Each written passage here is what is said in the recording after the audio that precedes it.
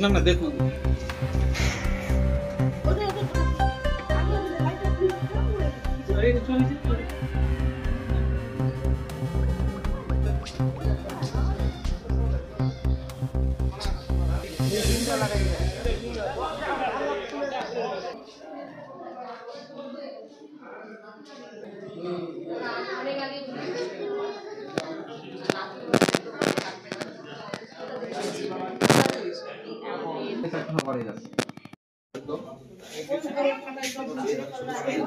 আমি কলকাতা থেকে লোকটা আসবো সকালবেলা গিয়ে বিকাল করে চলে আসবো তাহলে না থাকবো না পরিস্থিতি ভালো না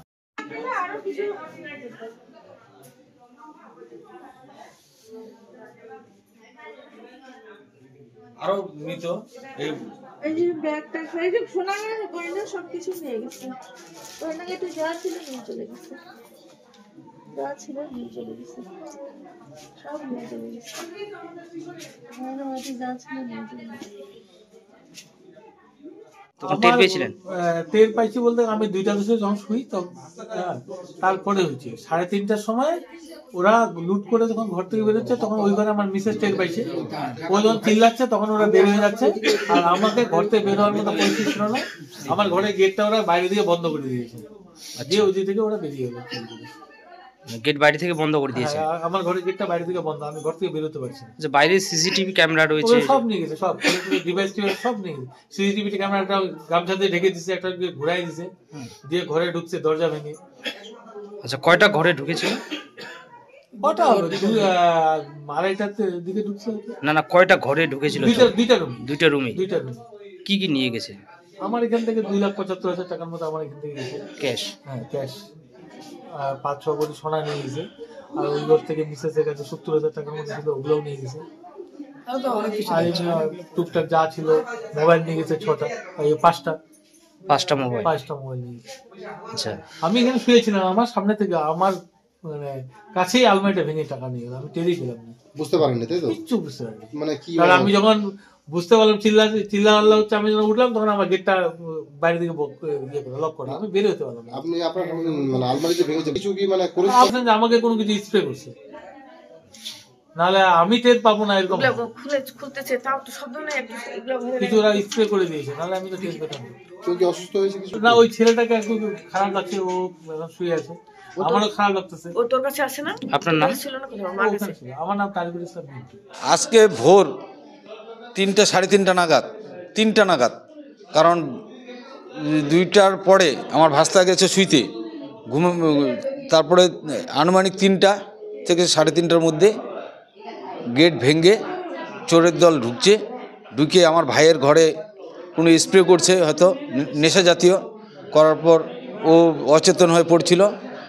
আলমারি থেকে টাকা নগদ নিয়ে গেছে কত নিয়ে গেছে ভাইয়ের কাছে শুনতে হবে আমাকে। তারপরে ভাইয়ের বউর ওখানে ঢুকে সোনা নিয়েছে গয়না ছিল আর কিছু টাকা ছিল ওটা আমার জানা নেই ওটা শুনে নেব আমি। এগুলো নিয়েছে মোবাইল সিসিটিভির হার্ড ডিস্ক নিয়ে গেছে সিসিটিভি ক্যামেরা কাপড় দিয়ে বন্ধ করে দিয়েছে একটা ক্যামেরা ঘুরিয়ে দিয়েছে। তো আমরা এইভাবে খুব মানে সংশয়ের মধ্যে আছি কোনো নেশা জাতীয় জিনিস নিশ্চয় করছে তার ফলে আমার ভাস্তাটা এখন ঘুমানোর ইয়েতে আছে বিছানায় শুয়ে পড়ছে অচেতন হয়ে গেছে মোবাইলও নিয়ে গেছে। তো কি বলবেন এই এত বড় একটা বাড়ি চারিদিকে ঘেরা সিসিটিভি ক্যামেরায় মোড়ানো রয়েছে তার সত্ত্বেও চোরের হানা এই বাড়িতে চোরের হানা প্রতিনিয়ত দেখতেছি প্রশাসন তো আমাদের খুব সহযোগিতা করছে শোনার সঙ্গে সঙ্গে প্রশাসন এসে অনেকক্ষণ ইনকোয়ারি করে গেছেন। আমি এনজিপি থানার যে প্রশাসন শিলিগুড়ি কমিশনারেটের ওনাদেরকে ধন্যবাদ জ্ঞাপন করছি, ওনারা এসছিলেন। আমি ওনাদের কাছে একটা রিকোয়েস্ট করব যে প্রকৃত যারা দোষী এদেরকে চিহ্নিত করে উপযুক্ত শাস্তি চাই। এমনকি যে চোর যারা চুরি করে এই ধরনের ভিকটিম তাদের নাম পরিচয় এমনকি তাদের মুখের ছবিটা সাংবাদিক বন্ধুদের অনুরোধ করব এরা যাতে পুরা মতো প্রকাশ করে দেয়, তাহলে কোনো এলাকা ওরা দিনের বেলা গেলেও যেন ঢুকতে না পারে, সব এলাকা থেকে বঞ্চিত হবে। কারণ এই সব করতেছে একের পর এক ফুলবাড়িতে ঘটনা হচ্ছে, এগুলো তো ঠিক না। একটা মানুষ যদি নিরাপত্তা সিসি ক্যামেরা থাকতেও যদি আমরা নিরাপদভাবে না থাকতে পারি তাহলে কি দিন আসছে আমাদের। আমি প্রশাসনকে অনুরোধ করব, মিডিয়া বন্ধুদের অনুরোধ করব, প্রশাসন যেন উপযুক্ত শাস্তি দেয় এবং কি জিনিসটা উদ্ধার হয় এইটা চাই। এমনকি মিডিয়া বন্ধুদের কাছে অনুরোধ করছি ওদের মুখ্য ছবি, নাম, পরিচয়, বংশ পরিচয় টোটালটা প্রকাশ হোক। এমনকি তার সাথে সাথে অত্র এলাকার জনসাধারণের কাছে অনুরোধ করব যারা ভিকটিম তারা যেন আপনাদের কোনো এলাকা দিনের বেলাও যেন যেতে না পারে, সেই জিনিসটা আপনারা দেখবেন। এটার নাম পূর্ব আমাইদিঘি মার্কেটিং, আগে যে মার্কেটিং গেট ছিল তার পাশে।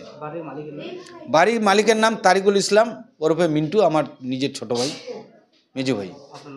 আমার নাম আখতারুল ইসলাম রিঙ্কু।